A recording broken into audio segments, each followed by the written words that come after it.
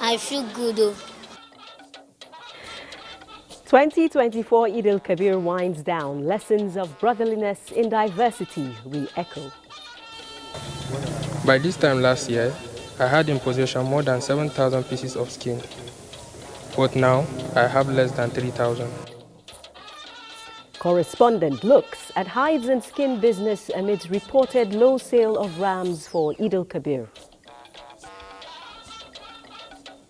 United for Land as World marks day to tackle desertification and drought. We can be able now to manage the land, that is a sustainable land management, and then it has to do also with what we call the water resource management. Plus, Nigerian Air Force eliminates more than 80 terrorists in Katsina following intelligence from communities. Hello and Eid Mubarak. Welcome to the Network News on NTA. I'm Naja'atu Tijani. Remember that this broadcast is also being streamed live on our website, nta.ng/live. You can also follow us across all social media platforms for the latest. We begin with news of the President. President Bola Tinubu will on Tuesday, June 18, 2024, depart Lagos for Pretoria, South Africa, to attend the inauguration of President Cyril Ramaphosa. The inauguration of President Ramaphosa follows his re-election as president for a second term. President Tinubu will return to Nigeria after the ceremony. One of the religious practices during Hajj, particularly on the 9th day of Zulhijjah, is the removal and replacement of Kiswa, also known as the cover of the sacred house of the Kaaba, adorned in the inscription of Allah. Journalists under the Hajj Media Hub went on a tour to observe the production of suitable material for covering the holiest place in Islam. Tope Alabi reports. The Saudi founder, King Abdulaziz bin Saud, established a private house for making the kiswa or rope for the Kaaba in Ajyad, a neighborhood close to Mecca's ground mosque. Journalists of this year's Hajj Media Hub were granted unfettered access to have first-hand knowledge on how the kiswa or rope of the Kaaba is produced. The cost of kiswa around 25,000 riyal. Authorities say the cladding is usually made of about 700 kilograms of raw silk, 150 kilograms of gold threads, and 100 kilograms of silver threads. They are the best in the world. I'm so happy to know that the Egyptian cotton is participate in الكسوة. حيث يتم العمل كما سمعنا من القائمين. We have seen that they are almost completing the production of kiswa, usually changed at every Hajj. كسوتها قبل موسم الحج من كل عام. ما هي المشاعر المقدسة? This is what many of us have not seen before, and I bet you there is a lot of stories to tell from this. وعبر الصورة والصوت. The cloth of Kaaba Sharif, and they tell us how make it, and it is blessing to see how much close. And this is blessing, just a blessing. Of course, it's an unforgettable moment for me because I'm so grateful I came here, because I know tomorrow the Kaaba will change the Kiswa. Of course, for the spirituality, I feel so, I'm so speechless. This is very amazing, and I'm so very happy can be here because it's my first time to come here, and I think this is the grateful of experience for me. Every year, it takes more than 150 artisans and technicians to remove the kiswa and replace it with the new one, done once in a year during Hajj to welcome worshippers on the day of Eid al-Adha. The tradition of changing the kiswa annually during the Hajj dates back centuries, symbolizing the renewal of commitment to the divine. From the company here in Mecca, Saudi Arabia, Tope Alabi, NTA News. And still on Hajj, pilgrims are currently at Muna Valley as part of the requirements for completing the rituals. Correspondent Jamilu Ibrahim brings us the report of the experience of Nigerian pilgrims at the holy site. The 2024 pilgrims to Saudi Arabia observed the Arafat Day on Saturday. and spent a night at the Muzdalifah, after which they are now back in Muna Valley. They will be here for 2 to 3 days, during which they perform the symbolic stoning of the devil as a requirement for the completion of the Hajj rituals. So we worked for like 2 to 3 hours.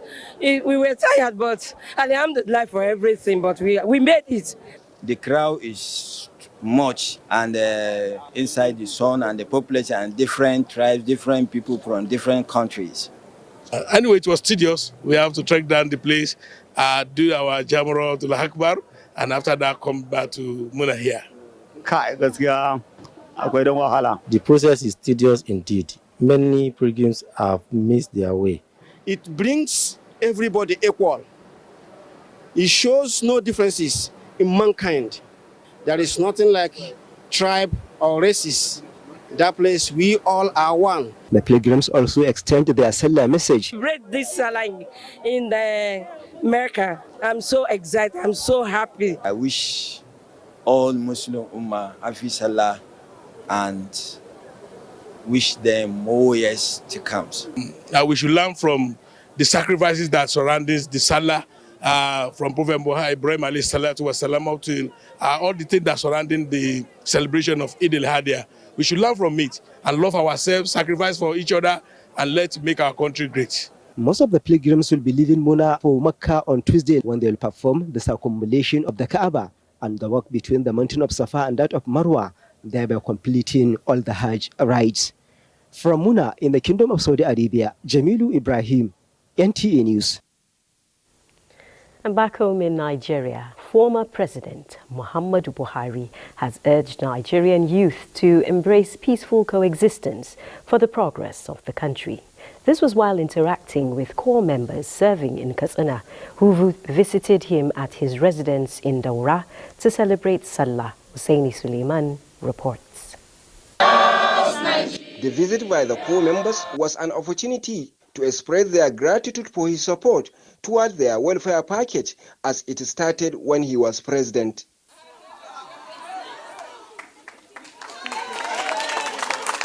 For Daniel Tenogu, a core member from Benue State, this was a unique moment in his life to meet the former president in person for the first time. I feel overwhelmed, I feel overjoyed. I'm grateful for having this opportunity. Muhammadu Buhari acknowledged the legacy of General Yakubu Gowon, who established the NYC scheme and emphasized the importance of unity and harmony among young Nigerians. I think you must consider yourself very lucky, all of you, no matter where you come from. And I congratulate you, not only for the intellectual exercise, but for this physical achievement. You know, you walk across Nigeria itself. He encouraged the core members to work together toward a brighter future, promoting national unity and development through their service. In Daura, Hussaini Suleiman, NTA News. In the spirit of the Salah celebration, the Senior Special Assistant to the President on Humanitarian Affairs and Poverty Alleviation, Delu Bulus Yakubu, has reached out to residents of Karishi community to distribute meat to the less privileged. Ruth Aguele reports. It is a day like no other for residents of Karishi community, as the crowd waited in anticipation for the showers of blessings. This visit by the Senior Special Assistant to the President on Humanitarian Affairs and Poverty Alleviation, Delu Bulus Yakubu, to the community is a demonstration of love and sacrifice, which the festive season depicts. A stop at the Emir Palace of Karishi to pay Salah homage to the community head. The Emir prayed for Nigeria and urged citizens to be patient with the leadership of the present administration, as the ongoing reforms will yield positive results. We are indeed very grateful. So we appeal to everybody to go back to farm, even if it's just at your backyard. Do some farming so that this will reduce the pressure on the food crisis that we are going through. Meat, which is highly significant during the Eid al-Adha celebration, was presented to beneficiaries in partnership with a non-governmental organization as a show of benevolence, especially to those who cannot afford to perform the annual ritual of slaughtering their own ram. In the spirit of Salah celebration, we must all take responsibility to look for needy out there. I am here to give hope back to the people despite their challenges. This is in line with the renewed hope agenda of President Bola Ahmed Tinubu. No one should be left behind, and I know they are happy. And here we are giving out 4 kg meat packages to 500 people. We are very appreciated for what they did. May Almighty Allah bless them and continue bless our country. The act of charity is expected to continue even beyond the festive season to rekindle hope and humanity. In Abuja, Ruth Aguele, NTA News. Similarly, about 8,000 indigents of Ijebu-Igbo in Ogun State have benefited from the empowerment program put together by a member in the Ogun State House of Assembly, Rashid Kashamu. Anthony Gandonu reports on the gesture in the spirit of Eid al-Kabir.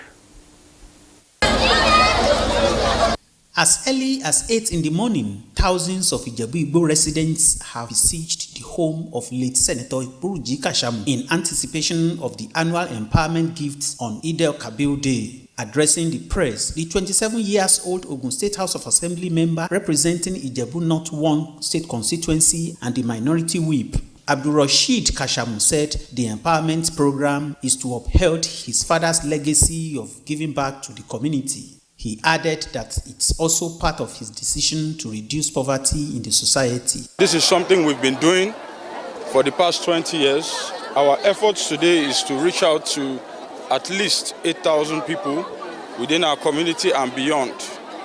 And it is all in the festivities spirit.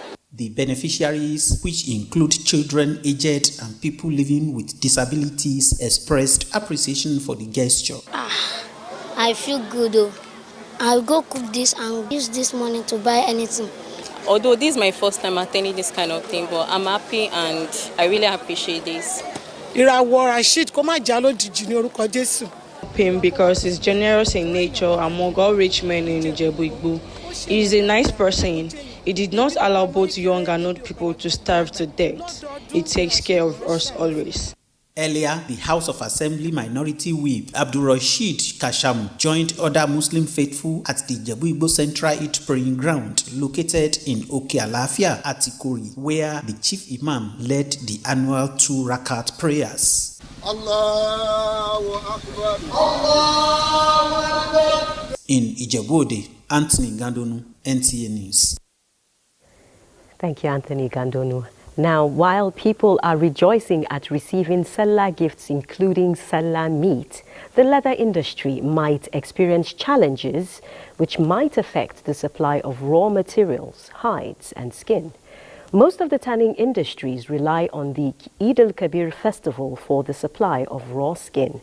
Musa Baba Aliu from Mina is investigating what is responsible for the short supply of skin. Sacrificial animals during the Salah celebration has affected the supply of hides and skin this year. Tanning industries rely heavily on middlemen for the supply of the raw material. Scavengers move around nooks and crannies to buy the skin and sell it to the middlemen or representatives of the tanning industries in their localities. Most of us will become an agent, can only buy and take it to the foreigners in Kano and whatsoever. It is them that used to take it to export it to another country. This merchant in Mina, the Niger State capital, said the supply this year is very low. By this time last year, I had in possession more than 7,000 pieces of skin. But now, I have less than 3,000. Ports from Kano, Kaduna, Katsina, Sokoto and Kebbi states indicate a shortage of supply of hides and skin this year. In 2003, Nigeria exported hides and skin and leather worth $85 million. This was lower than the $86 million recorded in 2022. This figure was released by the National Bureau of Statistics last year. From Mina, the Niger State capital, Musa Baba Aliyu, NTA News. This is the network news on NTA. Stay tuned for more reports after this timeout.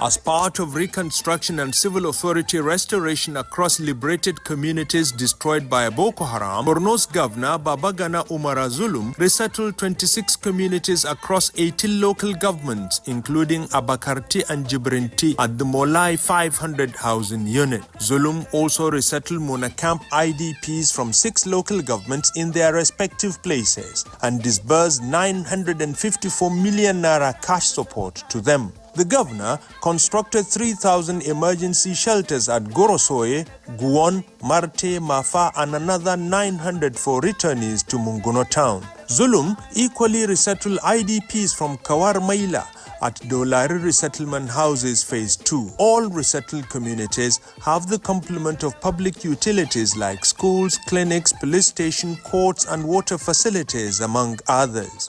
Zulum also distributed food and non-food palliative support items to 267,880 households that enjoyed 1.7 billion naira cash support. Indeed, Zulum is consolidating on... It's nice to know you're still watching the network news on NTA. The federal government says the renaming of the Murtala Mohammed Expressway has never been contemplated by the current administration. Reacting to reports being circulated that the Murtala Mohammed Expressway in the Federal Capital Territory, Abuja, has been renamed Wole Soyinka Way, the federal government, in a statement by Special Assistant on Media to the Minister of Information and National Orientation, Rabiu Ibrahim, explains that on June 4, 2024, President Bola Tinubu inaugurated a new road in the FCT, codenamed Arterial Road N20, from Katanpe to Jahi, which links the existing Arterial Road Outer Northern Expressway, also known as Murtala Mohammed Expressway, to the Northern Parkway, also called Ahmadu Bello Way.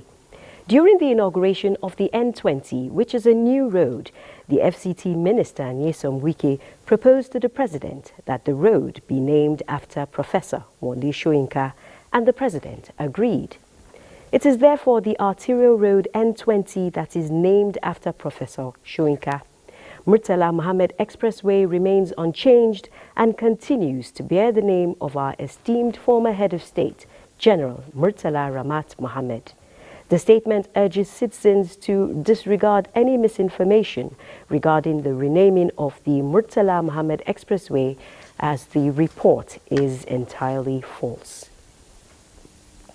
Meanwhile, on the security front, the Chief of the Naval Staff, Vice Admiral Emmanuel Ogala, has charged graduates of the Junior Officers Course to immediately exhibit knowledge and skills acquired to confront the diverse security challenges in various operating environments.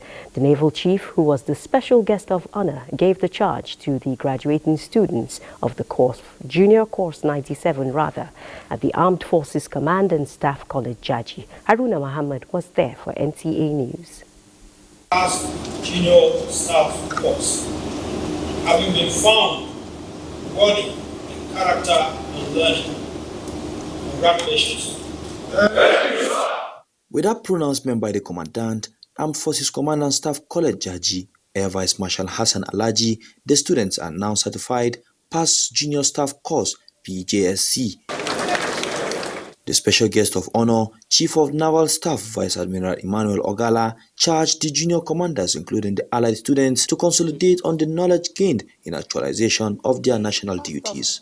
Pass Junior Staff Course, which you are being conferred today, also confers so much responsibility on you. He reaffirmed the assurance of the President, Commander-in-Chief of the Armed Forces, Bola Ahmed Tinubu, continuous support to the Armed Forces in attainment of their statutory roles. Your conduct must therefore be in accordance with professional standards as well as respect for rule of law. You will be judged by these virtues, not only as members of the armed forces, but as ambassadors of this great institution.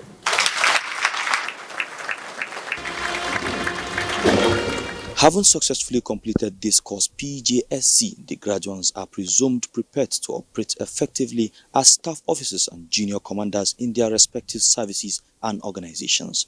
From the Armed Forces Command and Staff College, Jaji, I am Haruna Mohammed, NTA News.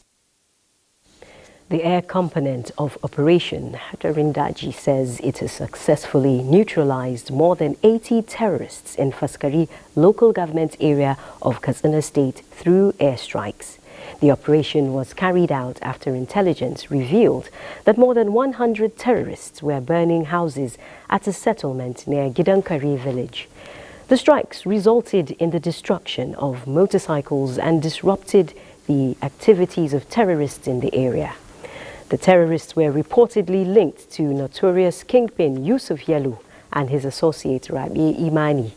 The chief of the air staff, Air Marshal Hassan Abubakar, commended the efforts of the air component and other security agencies for diminishing the capabilities of terrorist elements in the northwest, praising their efforts during a visit to the 213 Forward Operating Base in Katsina on June 17, 2024, saying the successful operation is a testament to the effectiveness of the military's efforts in combating terrorism in the region. And still on security, following frequent cases of attacks on power infrastructure in the country, the federal government has directed the Nigerian Civil Defense Corps to protect transmission lines and towers nationwide against vandals.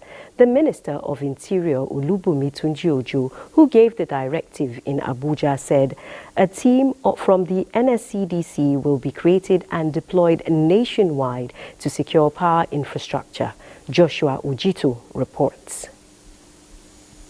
Nigeria's power infrastructure, especially the transmission arm of the value chain, is under threat with activities of vandals pulling down towers and disrupting electricity supply as well as affecting stability of the grid. Northeastern part of the country appears to be the worst hit as more than 6 incidents of vandalism of transmission towers have been recorded within few months this year, with the recent vandalism of 2 newly reconstructed towers along Damaturu-Maiduguri transmission line. For now, electricity supply has been disrupted in Maiduguri and environs. A lot of our equipment, especially transmission towers, they are vandalized, especially in the northeast. Some of it is sabotage, some terrorists, and some people who just want to make some money out of it. TCN is collaborating with all these security agencies to make sure that our lines are well protected. Now, federal government has given marching order to Nigerian Security and Civil Defense Corps to keep eagle eye and secure power infrastructure. It is not reasonable, it's not acceptable for a country like Nigeria to spend billions of dollars on power infrastructure or for it to be vandalized. No country grows or develops without the power sector. So NSCDC, it is time for you to pay your part in terms of the power sector. Joshua Ojito, NTA News. One cannot talk about security without talking about Borno State. Reaching out to victims of insurgency through humanitarian support, rebuilding and resettling communities ravaged by Boko Haram insurgents. These are policy measures which have taken pride of place in Borno State under Governor Babagana Zulum, even as the people continue to experience peace in most parts of the state. Mohammed Goni in this special report explores the various steps being taken to provide humanitarian support, reconstruct and resettle communities declared safe by security forces. Out to victims of crisis has been a centerpiece of Governor Zulum administration in the last 5 years, with the governor personally supervising the exercises. Food and non-food as well as cash support have continued to be distributed to IDPs and vulnerable in the host communities across all affected local government areas in the last 1 year. The period witnessed distribution of palliative to over 1.6 million vulnerable consisting of assorted food items, while women across vulnerable communities receive fabrics as well as cash support amounting to over 1.7 billion naira. Gradually, we are transiting from humanitarian support to medium and longer term sustainable solutions of investing in irrigated agriculture, investing in rain-fed agriculture. The quantum of humanitarian support that we have been rendering compared to what we have been given in the year 2019 has been reduced by about 50% or more than 50%. During the period under review, the Zulum administration also resettled another set of IDPs from 6 local government areas taking refuge at Muna informal camp in their ancestral homes and disbursed 954,700,000 cash support to the returnees. In line with the effort at providing medium and longer-term sustainable solutions that government in the last 1 year continued to reconstruct destroyed communities and municipal buildings in communities overrun by the insurgents to resettle displaced citizens to enable them return to normal lives. Communities rebuilt or rehabilitated and resettled in the period under review include Malam Kellomri in Kanduga local government, Low Mani in Gala local government, Malam Bukarti and Jiburimti in Jere local government area, as well as resettlement of IDPs from Kawar Maila at Dalori Resettlement Estate. Borno State government has successfully completed closure of all formal IDP camps in Maiduguri about a year ago.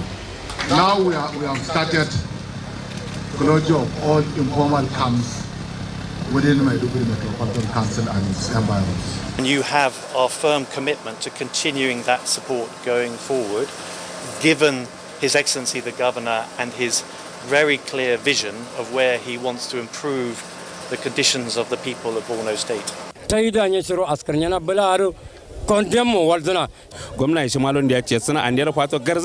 Still under the post-insurgency reconstruction projects, more municipal buildings such as government lodges were constructed in Bama, Kanduga, Marti, Baga, Kwaya, Buriel and Dikwa, just as high courts, magistrate courts and Sharia courts complexes were either newly built or rehabilitated at communities in about 7 local government areas in the period under review.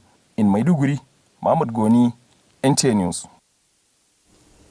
Meanwhile, the Nigeria Customs Service has intercepted a large consignment of illicit drugs worth 4 billion naira at the Tinkan Island port in Lagos.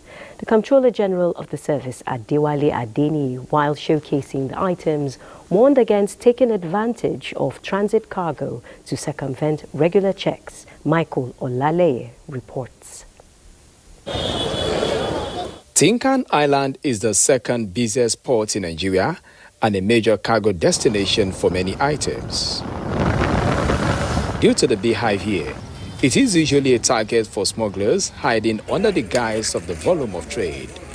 These 3 plastic drums consisting of packets of cannabis indica and another 46 bags of 2,144 packets were concealed in a 40-foot container and imported from Canada.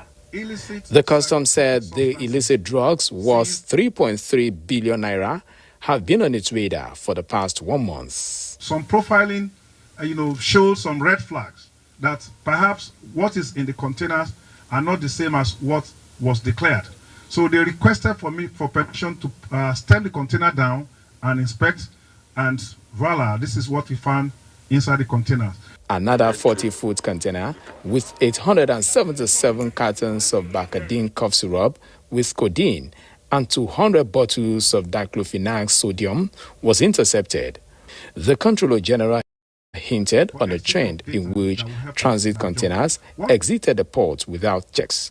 We have gone very far in identifying those elements within the service and outside the service, and we will not spare any of them.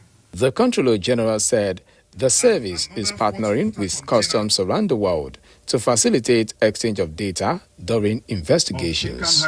In Lagos, Michael Olaleye, NTA News.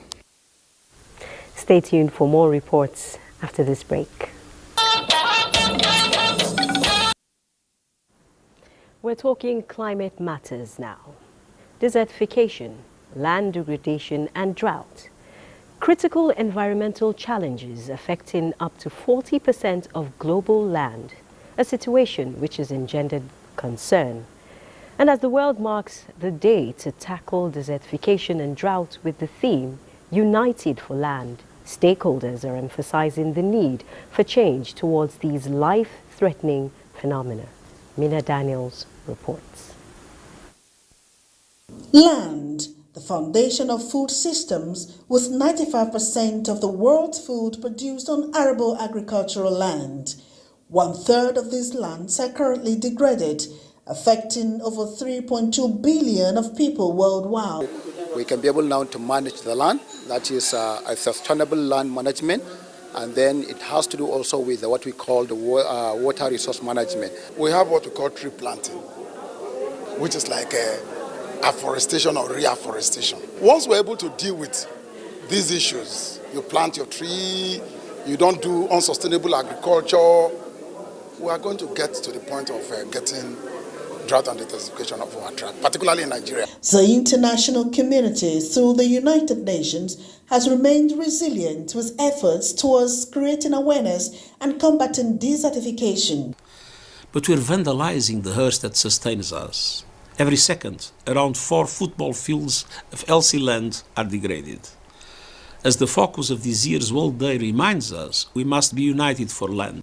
Though climate change further exacerbates these issues, posing significant challenges to sustainable land management and undermining ecosystem resilience. You have climate change because on its own, you have overgrazing. That's why I'm so happy that the National Assembly is looking at open grazing. So when you do over agriculture, what do? You losing the soil. And when you're losing the soil, what are you doing? You are sending back the carbon into the atmosphere and the nitrous oxide into the atmosphere. What do? They form the extreme weather again and come to degrade the soil. Nigeria's Great Green Wall interventions in some communities in the northern part of Nigeria is beginning to yield fruits, with over 65,776 hectares of land mechanically and manually restored in the targeted states.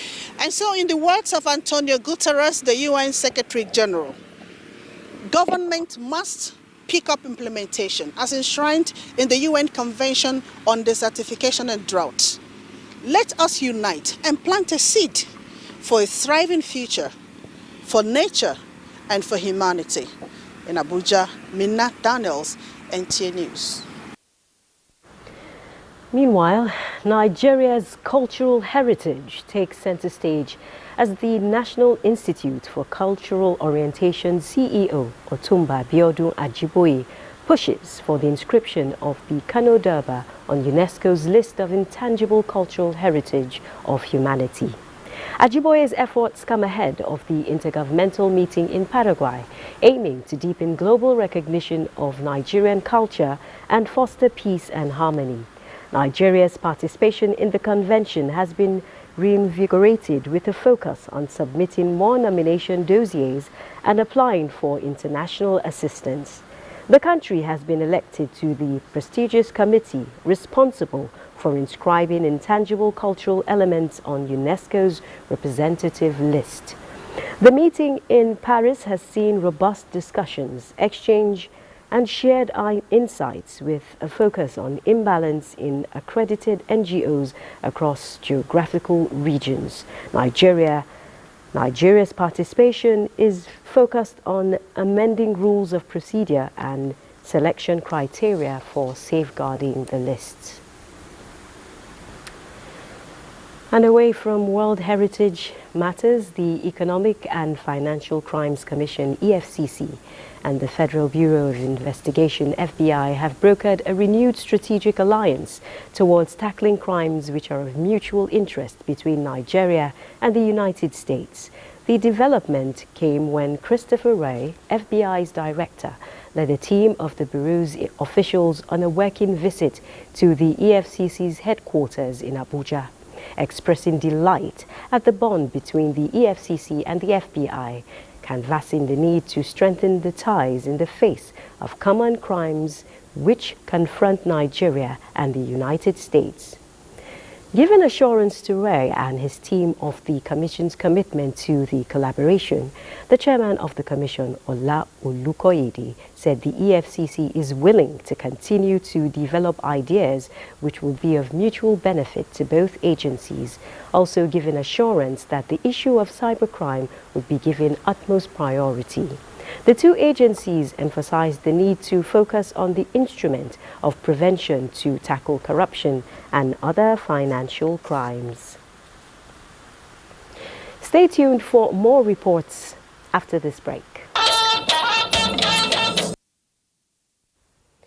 On the global scene, at least 8 people were killed in India on Monday when a goods train driver missed a signal and slammed into an express passenger train from behind. Comfort Fashion gives details of this and other stories making the rounds on the global scene. The incident in West Bengal state is the latest to hit India's creaking rail network, which carries millions of passengers each day, and the most recent reported failure of drivers missing basic signals. Chairman of India's Railway Board, Jaya Varma Sinha, said in a statement that around 50 people were injured and taken to the hospital. She said the dead included the driver and his co-driver who missed the signal, as well as a train guard and 5 passengers. And Chinese Premier Li Qiang hailed mended ties with Australia during his official visits to the Australian Prime Minister Anthony Albanese. Li said relations were now on the right track as the trading partners moved on from a bitter economic dispute despite a duel for influence in the Pacific. And from African fronts, Libya suffers climate change as droughts in the last decade has pushed hundreds of families to leave for capital Tripoli and other coastal cities where water is easier to access. Libyan village of Kabao in the Nafusa Mountains, which is home to around 500,000 people out of Libya's populations of 7 million, are getting parched and fields getting barren and battered by climate change-induced droughts. Comforts Fashion, NTA News.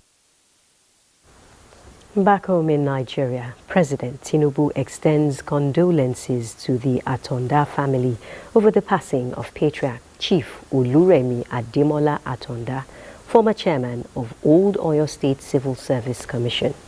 The late Atonda, who was the Eketa of Iwo Land in Osun State, founded the respected Atonda Continuing Education Center, which served as a training ground for many students preparing for university education in the Southwest in the 70s and 80s. While commiserating with the Oluwo of Iwo, Oba Abdulrasheed Adewale Akombi, and the people of Iwo Land, President Tinubu prays for the repose of the soul of the elder statesman. Slovakia stuns Belgium as Romania breaks 24-year jinx. Details with Austin Edemodu on Sports Update. In the Euro 2024 actions on Monday, Romania recorded their first victory at the European Championship in 24 years after a stunning 3-0 win over Ukraine in Group A. Romania's only previous win at the Euros came in 2000 when a late Lionel Garnier penalty helped them beat England 3-2 in the group stage. While the shocking result of the day is the Slovakia's 1-0 victory over wasteful Belgian side in Group A. Romelu Lukaku had 2 goals disallowed for offside with couples of missed chances. With the controversy surrounding the resignation of Finidi George as Super Eagles head coach still gathering dust, sports enthusiasts are concerned that Nigeria's qualification campaign for the 2026 FIFA World Cup could be derailed if the teething problems of hiring and firing of national team coaches are not properly handled by the authorities. They want a technical advisor without the recommendation of the coach, probably why Finidi stepped down. All this is not going to help us because we have the African AFCON qualifiers, we have World Cup qualifiers, which we are not doing so well in. So I think right now this is not the time for all these problems, but the NFF need to sort things out and hope that a miracle can happen for Nigeria to get to the World Cup. Towards addressing the challenges of sports infrastructure and funding, the Minister of Sports Development, John Eno, has extended hands of fellowship to the National Assembly to foster the process of developing sports in Nigeria. To this end, the minister has engaged with Senate Committee on Sports led by Senator Ned Nwoko for intervention in the establishment of standard sports facilities across the country for optimal athletes' performance. Meanwhile, Favour Ofili is Nigeria's 100 meters champion and automatic qualifier for the Paris Games after winning the Olympic trials in Benin City to become the fastest woman in Nigeria. Favour Ofili, last competed in the national trials in 2021, has continued with her brilliant 2024 season at the Samuel Ogbemudia Stadium in Benin City. It's currently raining outside, so let's find out if this trend will continue. Hello, happy Eid Mubarak celebration. And as we enjoy the holidays, Tuesday is expected to start off with mostly cloudy skies to the southern and the north-central region of the country, with prospect of morning thunderstorms to parts of Borno, Yobe, Gombe, Adamawa, and Taraba states. As we go into the afternoon and evening hours, there are more chances of rains accompanied with thunder, particularly to the northwestern region, the north-central, while to the southern region, isolated rains are expected. Stand by for the temperature forecast across some selected cities. I am Theodore Item. Thank you for watching.